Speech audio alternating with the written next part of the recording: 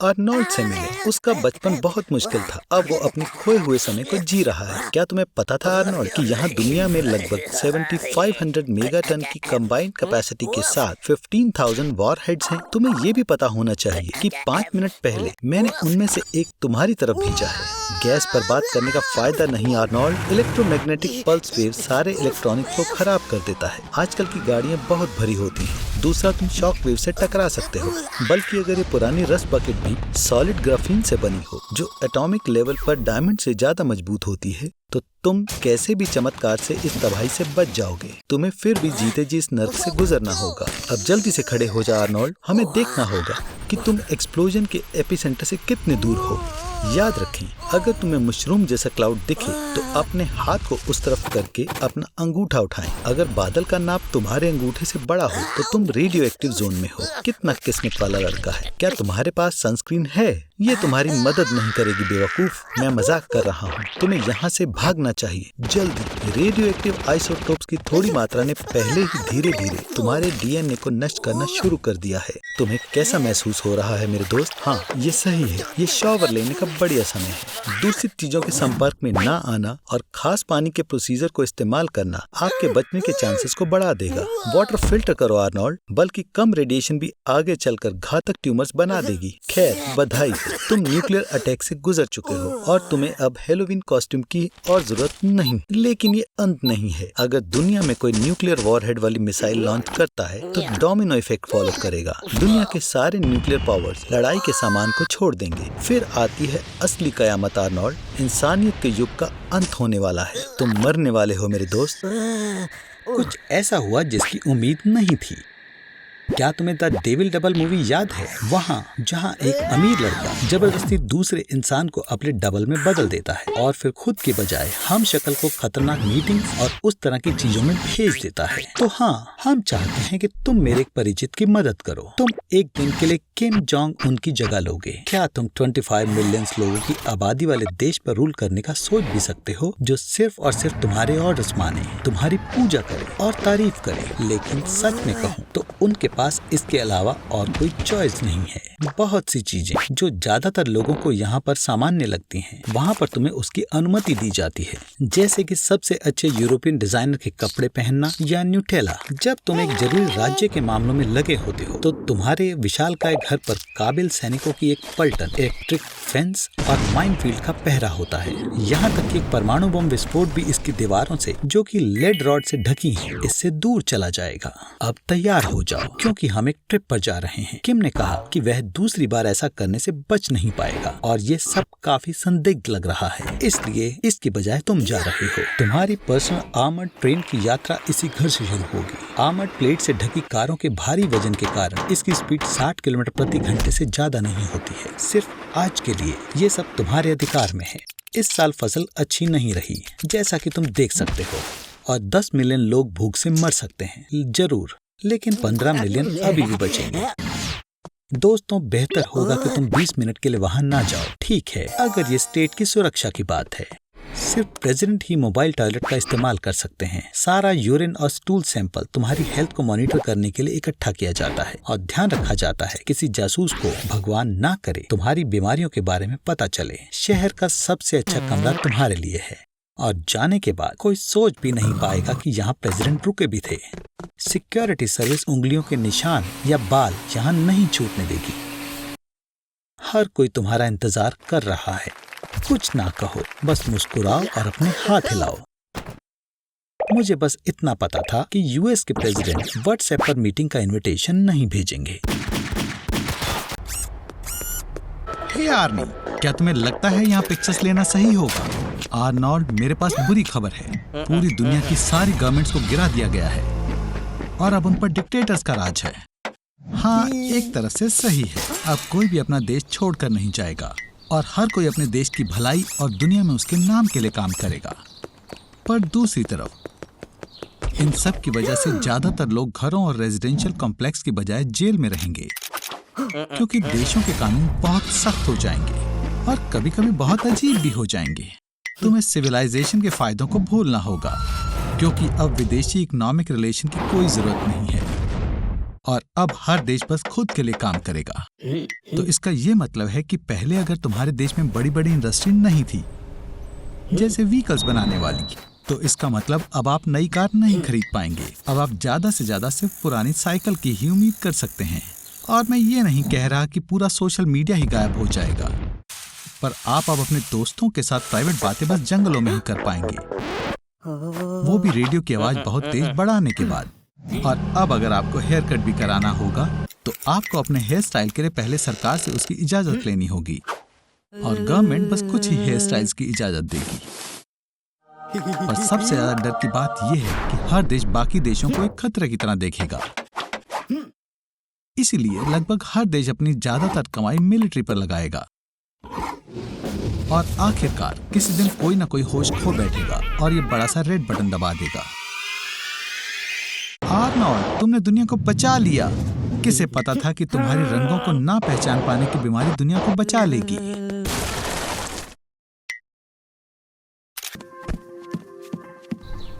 तुम्हारे बिल्कुल सामने नई जनरेशन की डेलोरियन खड़ी है। मैंने इस टेस्ला को अपग्रेड किया है ताकि तुम ना सिर्फ एक से दूसरी सिटी जा सको बल्कि दूसरे साल में भी जा सको, जैसे कि 1986 में। ये काम किया। हम चेर्नोबिल न्यूक्लियर पावर प्लांट में हैं, बस डिजास्टर से कुछ मिनट पहले। आर्नोल्ड, कैमरा लाओ, तुम इस धमाके को शूट करोगे और मैं इस वीडियो को YouTube पर पोस्ट करूंगा। मैं कह रहा हूं कम से कम 20 मिलियन व्यूज तो पक्का मिलेंगे। क्या बैटरी खत्म हो चुकी है? इसे चार्जिंग पर लगाओ। ये एक यूरोपियन आउटलेट है। बेवकूफ, तुम्हें एक अडेप्टर की जरूरत है, या शायद अब नहीं। आर्नोल्ड, तो ये सब तुम्हारी वजह से हुआ। इससे कोई फर्क नहीं पड़ता। तुम्हें यहाँ से निकलने की जरूरत है, जल्दी। ग्लव बॉक्स में पावर बैंक है, उसे कार से प्लग करो। डैम इट, इसे चार्ज होने में कम से कम 60 सेकंड्स लगेंगे। प्रोटेक्टिव सूट निकालो। चलो, सिर्फ आसपास देखने से तुम्हें कभी नहीं पता चलेगा कि तुम रेडिएशन जोन में हो, लेकिन वास्तव में यहाँ बहुत ज्यादा रेडिएशन है। ये वो नहीं है जिसकी मुझे उम्मीद थी। शायद तुम्हारे बैग्स किसी से बदल गए हैं। 500 रैंटगेन से ज्यादा रेडिएशन के साथ तुम्हारे बाल और नाखून तुरंत झड़ जाते हैं, तुम्हारी त्वचा लाल हो जाती है और वो सभी बीमारियां जो तुम्हें मिली हैं बदतर हो जाती हैं। लेकिन तुम लकी हो आर्नोल्ड, तुम्हें इतना दर्द महसूस नहीं होगा क्योंकि तुम कोमा में चले जाओगे। 3, 2, ओह, तुम पहुंच भी गए। ये इस वजह से है कि यहाँ रेडिएशन प्रति घंटा 20,000 रैंटगेन्स है और ये तकनीक इस हमले को संभाल नहीं सकती है। तो हमें यहाँ से निकलना होगा। बैटरीज 2020 में जाने के लिए काफी होनी चाहिए। चलो। कि जब रेस चल रही थी तब स्नॉट एंड गॉब अपने लिए बारबेक्यू प्लान कर रहे थे। ऐसा लगता है कि सूरज का टेम्परेचर भी उनके अजीबोगरीब स्पेस सॉसेजेस के लिए काफी नहीं है। अब ये हुई ना बात। उप्स, ऐसी सोलर फ्लेयर्स अच्छी नहीं है क्योंकि ये सारे पावर प्लांट्स और इलेक्ट्रिकल चीजों को अर्थ पर बंद कर देती हैं। ये पक्का प्लैनेट के सारे जरूरी कामों को बुरी तरह नुकसान पहुंचाएगी, और खासकर डॉक्टरों के काम को, और हमारी बहुत सी चीजों को जैसे सोशल नेटवर्क्स, लाइक्स और रीपोस्ट को। सिर्फ शैतान को इससे कोई फर्क नहीं पड़ेगा। ये शायद उन्हें फायदा भी दे सकता है। और ये रहा हमारा सबसे ज्यादा तेज कछुआ। सारी इलेक्ट्रिक चीजों की तरह एलॉन की गाड़ी भी खराब हो गई। सबसे जरूरी बात यह है कि कभी भी समय से पहले खुशी ना मनाए। वो बेवकूफ जरूर होगा, पर आर्नोल्ड को पक्का आंख मारना अच्छे से आता है। बदकिस्मती से बस वो कम समझदार है। बैटरी खत्म हो चुकी है। अब इन लोगों को कैसे भी करके डेजर्ट से बाहर निकलना होगा। ये अच्छा है कि एलॉन ने पहले से कुछ सोच लिया, और ये और भी अच्छा है कि उसकी डिक्की में एक बाल्टी, एक छोटा रॉकेट और खाने का सामान है। ओह, आलू एक बड़ी आइडिया है। वैसे भी एक आलू में से 0.5 वोल्ट की वोल्टेज निकलती है, और आर्नोल्ड की कंबेशन इंजन गाड़ी को 13 वोल्ट चाहिए चालू होने के लिए। तो 26 आलूओं के साथ एक जिंक की कील और कॉपर की तार गाड़ी को चालू करने के लिए काफी है। अरे यार, ये करंट काफी कम है। इंजन को चालू करने के लिए 100,000 आलू वाली बैटरी चाहिए होगी। मैं तुम्हें जल्दी करने की सलाह देता हूँ। सूरज डूब रहा है और डेजर्ट में रातें बहुत ठंडी होती हैं। वाह दोस्तों, बढ़िया आउटफिट है। मैं चाहता हूं कि हम बिना फेमस ब्लू क्रिस्टल के ही कर लें आज। ओह रुको, मुझे पता है तुम क्या करना चाह रहे हो। अगर हम zinc bolts, screws, coins, sponges, potassium oxide, copper और ब्रेक पैड्स लें, उन्हें मिला लें और गाड़ी के साथ जोड़ें, तब हमारे पास एक आम बैटरी का चार्ज होगा। लड़कों ने सब कुछ सही किया। ये शर्म की बात है कि अभी भी इतना पावर नहीं है कि ड्राइव की जाए। जल्दी करो, समय निकलता जा रहा है। आर्नोल्ड, वहां ढूंढना बंद करो। रुको, दिखाओ तुम्हें क्या मिला। एक मैग्नेट। ये बिल्कुल वही है जो हमें चाहिए था आर्नोल्ड। हे एलॉन, ये समय वो करने का नहीं है, ये इसी चीज के लिए है। 1831 में फैराडे ने भी कुछ ऐसे ही पहली बार किया था। उसके लिए हमें कॉइल, कॉपर वायर और मैग्नेट चाहिए।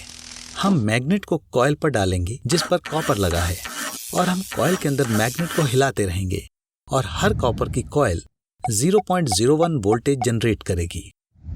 पर ज्यादा टर्न्स की मदद से सब सही चल रहा है।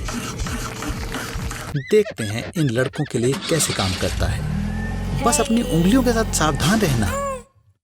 और हम बच तो गए। वैसे उंगली दोबारा आ जाएंगी। आर्नोल्ड, टेस्ला को यहीं छोड़ दो और अब पार्टी को जारी रखते हैं। ओह, एक बार फिर से टीवी देखते हुए शाम कट रही है। तो हमारे पास यहाँ क्या है? एलॉन मस्क ने अंतरिक्ष में नया रॉकेट लॉन्च किया है और अंतरिक्ष ने एलॉन मस्क पर एक मेटेओर लॉन्च किया है।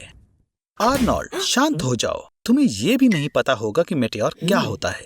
मेटेओर कॉस्मिक ओरिजिन की एक बड़ी सेलेस्टियल बॉडी है। उसका वजन कुछ ग्राम से लेकर हजारों टनों तक हो सकता है। और डरो मत, इतिहास में मेटेओर स्ट्राइक आज तक सिर्फ एक ही इंसान से टकराया है, 1954 में, और वो भी बस किसी के पैर पर लगा था। ऐसा लगता है कोई हमारी प्लेनेट को बचाने में मदद कर रहा है और वो जोश से भरा हुआ है। ऐसा लगता है ये आज तक का सबसे छोटा एपिसोड होगा और अंत अच्छा होगा। नहीं, कोई बात नहीं, वही पुराना घिसा पिटा। ऐसा लगता है धरती फिर से तबाह होने वाली है, या शायद यहाँ एक और रक्षक है। क्या वो आर्नोल्ड होगा? बहुत बढ़िया, हम तुम्हारे लिए एक आउटफिट चुनते हैं। ये तो नहीं, ये तो पक्का ही नहीं। ये नहीं, ये वाली, तुम्हें इसी की जरूरत थी। हालांकि हम भी प्रोजेक्ट डार्ट की तरह स्पेसएक्स से कॉपी कर सकते हैं। ये तो पक्का है कि 2022 में 500 किलोग्राम का स्पेसक्राफ्ट डिडिमस नाम के एस्ट्रॉयड पर 6 किलोमीटर पर सेकंड की रफ्तार से टकराने वाला है। ऑटो पायलट अभी तक नहीं लगाया गया है, तो तुम्हें ये खुद उड़ाकर हीरो बनना होगा।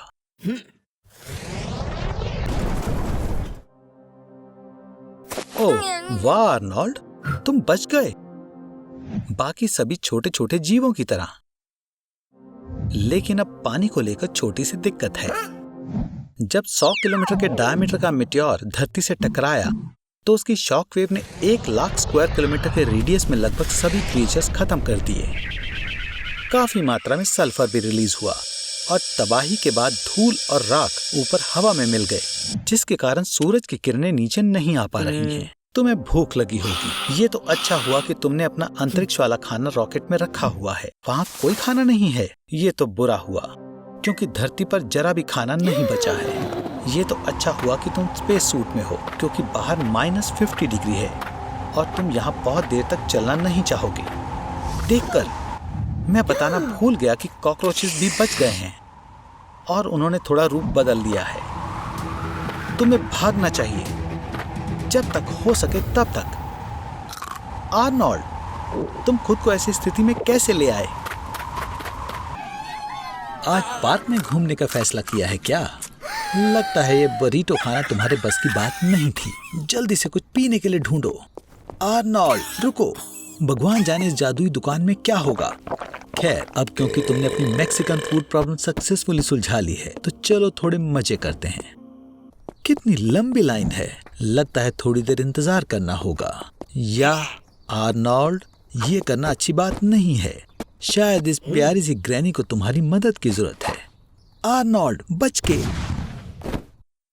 तुम्हें पता है आर्नोल्ड, मैंने तुम्हें मॉर्ग में आकर आखिरी बार गुड बाय करने का सोचा। हे भगवान, क्या तुम जिंदा हो? नहीं, तुम दोबारा जिंदा हो गए हो। लगता है तुमने जो एलिक्सर पिया था वो काम कर गया। अब तुम हमेशा के लिए अमर हो। मुबारक हो आर्नोल्ड, अब तुम पृथ्वी पर सबसे ज्यादा जीने वाले जीव बनोगे।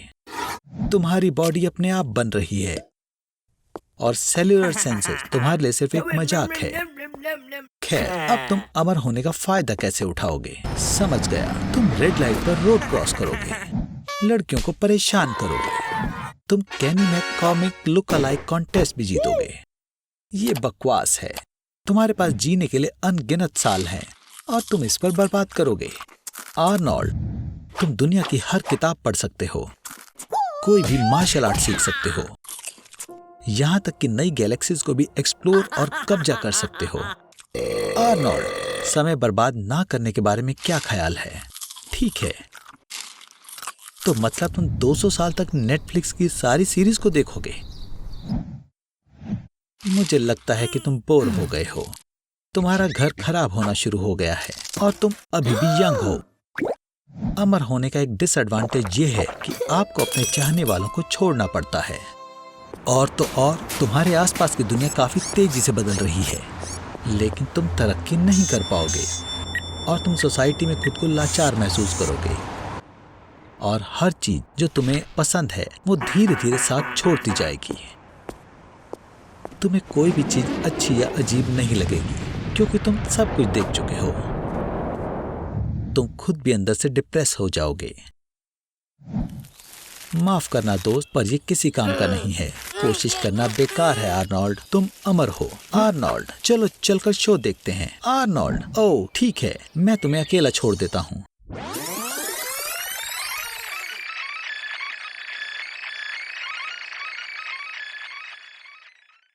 ओह आर्नोल्ड, तुम बिल्कुल सही टाइम पर आए हो। सूरज खत्म हो रहा है और सुपरनोवा में बदल रहा है और तुम्हें सबसे अच्छी सीट मिली है हमारे सोलर सिस्टम को खत्म होते हुए देखने के लिए। प्लेनेट अर्थ को अपना आखिरी अलविदा कह दो। एक अच्छा दिन जिसने आपदा का अंदाजा बिल्कुल भी नहीं लगाया था। आर्नोल्ड अपने अंतिम दिनों तक एक हाइपर मार्केट में बंद हो गया। आप पूछ सकते हैं कि क्यों, और जवाब है सिर्फ इसलिए कि मैं बस उसे बाजार में बंद करना चाहता था। यहाँ तुम दिन भर मिठाई और कैंडी बार्स खा सकते हो और तुम एक गाड़ी में स्टोर्स में चारों ओर ड्राइव कर सकते हो। तुम्हारे लिए मनोरंजन के सामान, खेलकूद, कपड़े और यहाँ तक कि दवाई भी है। हाइपर मार्केट में औसतन 1,20,000 अलग अलग प्रोडक्ट हैं जो तुम्हें 50 साल का केयर फ्री जीवन प्रदान करेंगे। लेकिन बदकिस्मती से बिजली के बिना इन सामानों का एक बड़ा हिस्सा अगले ही दिन खराब हो जाएगा। कमरे के तापमान पर स्टोर में मौजूद सारा दूध सिर्फ 18 घंटे में खत्म हो जाएगा। ताजा चिकन, पोर्क और मीट सभी एक दिन में खराब हो जाएंगे। केक और पेस्ट्री थोड़ी देर तक चलेंगे, शायद 36 घंटे। अगर तुम भाग्यशाली हो तो तुम तैयारी करने की कोशिश कर सकते हो। तुम मछली पर नमक लगा सकते हो और ब्रेड को सुखा सकते हो, फिर उनकी शेल्फ लाइफ को वर्षों तक बढ़ाया जा सकता है। पर हे, दिन को जी लो, है ना आर्नोल्ड? एक हफ्ते बाद सब्जियां और फल भी खराब हो जाएंगे और तुम्हें अनाज खाना पड़ेगा। पर यहाँ तक कि सिर्फ उनको तैयार करने में तुम कम से कम 10 साल तक पानी की सीमित आपूर्ति को खत्म कर सकते हो। तुम उसे गार्डनिंग डिपार्टमेंट में से कोल के जरिए फिल्टरिंग से बढ़ा सकते हो और फिर सिल्वर से साफ कर सकते हो। ठीक है, तो अब से तुम्हारा यूजुअल मील डिब्बा पैक होगा। अगर पैकेजिंग खराब नहीं है तो मीट स्ट्यू बहुत समय तक चल सकता है और मसालेदार खीरे और टमाटर पानी का एक एडिशनल सोर्स हो सकते हैं। तो 3 टन डिब्बा बंद सामान जो स्टोर में है वो 8 साल तक चलेगा और फिर खाने का आखिरी सोर्स होगा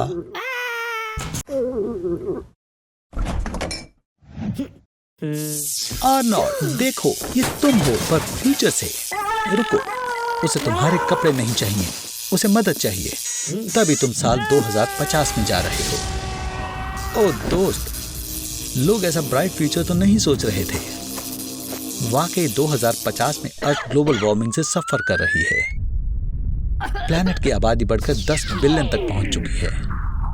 इतनी ज्यादा आबादी की वजह से ताजे पानी की कमी हो चुकी है। क्या तुम सोच सकते हो? प्लैनेट तबाह होने के कगार पर है। और वो पेप्सी के लिए लड़ रहे हैं। ठीक है, चलो वापस मिशन पर चलें। 2050 में सबके अंदर साइबरनेटिक इम्प्लांट्स होंगे और जैसे कि दुश्मन के ड्रोन्स इम्प्लांट्स का 10 किलोमीटर की दूरी से पता लगा सकते हैं, तो तुम आर्नोल्ड 2050 में सबसे ज्यादा अनडिटेक्टेबल और सुरक्षित इंसान हो। तुम ही एक हो जो इस जंग का नतीजा बदल सकते हो। सिपाहियों असेंबल। तो आर्नोल्ड, दुश्मन को नॉर्थ की तरफ देखा गया है, लेकिन रास्ते में इलेक्ट्रोमैग्नेटिक बंदूकें हैं। तोपों के गोलों की जगह वो इलेक्ट्रिक इम्पल्स फायर करते हैं और इम्पल्स की स्पीड 7000 किलोमीटर पर आवर से भी ज्यादा होती है। हमें शेल्टर ढूंढना होगा, जल्दी। सबवे के अंदर चलो। तुम गन से तो बच गए आर्नोल्ड, लेकिन अब यहाँ और मुसीबतें भी हैं। ड्रोन स्कैनर से डिटेक्ट हो रहे हैं और तुम चिंता मत करो आर्नोल्ड। याद रखना, इन ड्रोन्स का ध्यान तुम पर नहीं जाएगा। तुम्हें बस उनसे आगे जाना है और उनकी पावर बंद करनी है। बहुत बढ़िया किया आर्नोल्ड। जरूर तुम जैसों के लिए ये फ्यूचर तैयार नहीं था। लगे रहो दोस्त, तुम लगभग पहुंच गए। अब वापस से जमीन पर जाने का समय है। आर्नोल्ड, तुम्हारे चारों तरफ बहुत सारे दुश्मन हैं। एक्सोसूट के अंदर जाओ। उसके साथ तुम सुपर सोल्जर बन जाओगे और बिना थके ज्यादा दूर तक जा पाओगे। और सारी फिजिकल एक्सरसाइजेस पहले के मुकाबले 20 गुना ज्यादा आसान हो जाएंगी। अब तुम्हें कोई नहीं रोक सकता आर्नोल्ड। अब तुम्हें बस कंट्रोल्स का पता लगाना है। आर्नोल्ड, नहीं, तुमने खुद को फ्यूचर में मार दिया। ठीक है, खैर, शोक मनाने का समय नहीं है। तुम्हारे दुश्मन आ रहे हैं। तुम्हारे पास फ्लेम थ्रोअर है, उसका इस्तेमाल करो। ओह हाँ, किसी ने सोचा नहीं होगा कि एक दिन हॉलीवुड में भी ये होगा। आर्नोल्ड, देखो, रॉकेट। हे भगवान, ये तो खतरनाक डायनासोर है। ओह आर्नोल्ड, तुमने मुझे डरा दिया। तो तुम पैलियो हिस्ट्री म्यूजियम घूमने आए हो। ये कितना कूल है। नरूटो का ओरोचिमारू भी यहाँ है। मैंने सुना है कि उसे लोगों को जिंदा करने के सीक्रेट्स पता हैं और वो मरी हुई चीजों को जिंदा कर सकता है। ये क्या? नहीं, वो ये डायनासोर्स पर इस्तेमाल कर रहा है। भागो बेवकूफ लोगों। डायनासोर्स बहुत खतरनाक होते हैं, फिर चाहे वो हर्बीवोरस हों, कार्निवोरस हों या ये वाले रेडिकल डायनासोर्स हों। ये बहुत ज्यादा गुस्सा होते हैं और आप भी होंगे अगर आपने 66 मिलियन ईयर से कुछ खाया ना हो। अब वो ये देखकर और ज्यादा गुस्सा हो रहे हैं कि उनकी अगली जनरेशंस के साथ इवोल्यूशन के दौरान क्या हुआ। दुनिया के सभी लीडर्स ने मार्शल लॉ लगा दिया है। डायनासोर्स के बर्ताव के बारे में काफी कम जानकारी है और लगता है उन्होंने जो सबसे अच्छा सॉल्यूशन सोचा है वो है एक पागल टर्की स्पेशलिस्ट हायर करना। ये हमला! डायनासोर्स ने अर्थ पर 160 मिलियन ईयर्स तक राज किया, पर मेटेरॉइड के गिरने से इवोल्यूशन पूरी तरह बदल गया और हमारे पूर्वज मैमल्स का विकास हो पाया। अब सबसे ताकतवर ही बचेगा। पर अब आखिर में क्या हो रहा है? रुको, शायद मैं समझ गया। पिछले 66 मिलियन ईयर्स में अर्थ का क्लाइमेट काफी ठंडा हो गया है और एटमॉस्फेयर में कार्बन डाइऑक्साइड की मात्रा बदल गई है। ऐसा लगता है कि डायनासोर्स यहाँ और नहीं रह सकते और वो फिर से एक बार मरने वाले हैं। क्या करें? थ्योरी के हिसाब से हम जुरासिक पार्क बना सकते हैं। हम उन्हें खिलाएंगे और आर्टिफिशियली क्लाइमेट को बनाए रखेंगे और दुनिया भर से यहाँ टूरिस्ट के आने से बहुत फायदा होगा और यहाँ से एग्स और मैन्योर की सबसे ज्यादा सप्लाई होगी, मतलब डायनासोर पूप। पर फिर से एक आम डायनासोर एक दिन में कई टन घास खा जाता है या 100 किलोग्राम से भी ज्यादा मीट। ऐसा हुआ तो डायनासोर पार्क की सारी घास खा जाएंगे और फिर शायद एक दूसरे को भी खाना शुरू कर दें, जब तक वो दोबारा ना मर जाएं। चाहे तुम कुछ भी कर लो, डायनासोर्स हमारे वक्त में नहीं जी सकते। क्या तुम सच में उन्हें बचाना चाहते हो आर्नी? सिर्फ एक ही ऑप्शन है, डायनासोर को उनके समय में उनकी असली दुनिया में वापस भेजना। गुड बाय करने का वक्त आ गया है आर्नी। कम से कम वो वहाँ अच्छे से रहेंगे।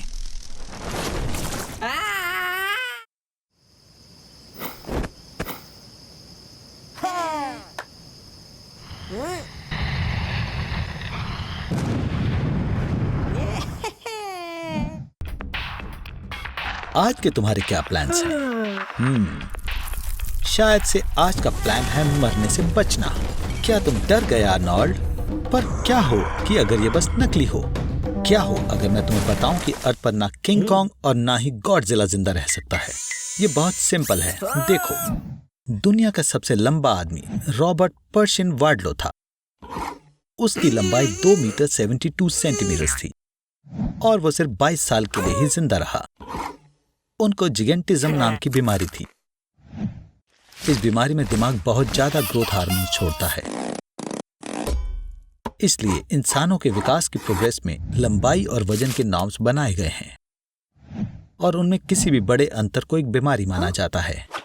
इन सब का सबसे ज्यादा तनाव दिल को झेलना पड़ता है, क्योंकि उसे 5 की जगह 15 लीटर ब्लड सर्कुलेट करना पड़ता है और दिल इतना ज्यादा तनाव ज्यादा समय तक नहीं झेल पाता। लेकिन इस पे का क्या कि अर्थ पर व्हेल जैसे भी बड़े जीव हैं और सब कुछ आसानी से समझाया जा सकता है। पानी की डेंसिटी हवा की डेंसिटी से ज्यादा होती है और वो लगभग इंसान की डेंसिटी के बराबर होती है। तभी हम सॉल्ट वाटर पर तैर पाते हैं। इसका मतलब हैबिटेट खुद जीवित चीजों के वजन को सपोर्ट करता है, जैसे कि वेल्स, जिनके पूर्वज 50 मिलियन साल पहले हूफ्स वाले डॉग जैसे दिखते थे। हमारी दोस्त ग्रेविटी की वजह से वैसे ही गॉडजिला और किंग कॉन्ग इस अर्थ पर एग्जिस्ट नहीं कर सकते। पर चलो मान लेते हैं कि हमने ग्रेविटी को बंद कर दिया ताकि scientifically king Kong and Godzilla रह सकें। तो अर्थ पर सारी चीजें जो फिक्स नहीं है वो उड़कर स्पेस पर चली जाएंगी।